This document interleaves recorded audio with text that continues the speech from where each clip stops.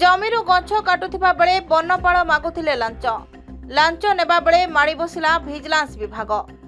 Titilagarh block ଅଧୀନସ୍ଥ ତଥା ଗୁଲମୀ ସଂରକ୍ଷିତ ଜଙ୍ଗଲ ମଧ୍ୟରେ ଥିବା କୁଟୁରା କେନ୍ଦ୍ର ଗାଁର କୌଶିକ କୁମାର ଭୋଇ ନିଜ ଚାଷ ଜମିରେ ଥିବା ରେଙ୍ଗାଲ ଗଛ କାଟୁଥିବା ସମୟରେ ମୁରିବାହାଲ ବନ ବିଭାଗ ଅଧୀନସ୍ଥ ଗୁଲମୀ ଫରେଷ୍ଟର ଅଶୋକ କୁମାର ନାୟକ ପେଟ୍ରୋଲିଂ କରୁଥିବା ସମୟରେ ଦେଖିବା ସହ କୌଶିକ କୁମାର ଭୋଇଙ୍କୁ ନିଜ କାର୍ଯ୍ୟାଳୟକୁ ଡାକି ନାଲି ଆଖି ଦେଖାଇବା ସହ ବେଆଇନ ଭାବରେ ଗଛ କାଟିବା ନେଇ କୋର୍ଟ ଚାଲାଣ କରାଯିବ ବୋଲି ଚେତାବନୀ ଦେବା ସହ ଘଟଣାକୁ ଚପାଇ ଦେବା ନେଇ ନଗଦ 10,000 ଟଙ୍କା ଏବଂ ଗଛ କାଟିବା ନେଇ 2,000 ଟଙ୍କା ଫାଇନ୍ ଦେବା ପାଇଁ କହିଥିଲେ।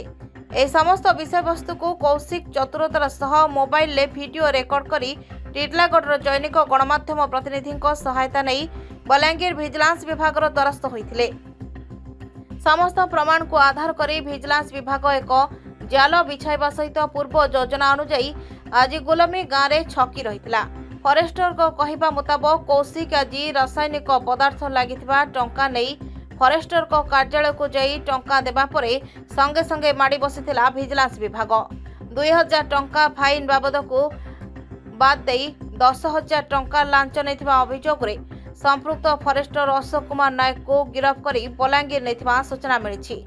ପୂର୍ବରୁ ମଧ୍ୟ ସମ୍ପୃକ୍ତ ଫରେଷ୍ଟର ଅଶୋକ କୁମାର ନାୟକ ଗୁଲମୀ ସଂରକ୍ଷିତ ଜଙ୍ଗଲ ତଥା ବର୍ଣ୍ଣି ଜଙ୍ଗଲ ଅଞ୍ଚଳରେ ଜଙ୍ଗଲ ମାଫିଆମାନଙ୍କ ସହ ମିଶି ଜଙ୍ଗଲ ଭିତରୁ ବହୁ ମୂଲ୍ୟବାନ ଗଛଗୁଡ଼ିକ ବେଆଇନ ଭାବରେ ଚାଲାଣ କରୁଥିବା ଅଭିଯୋଗ ହୋଇ ଆସୁଥିଲା।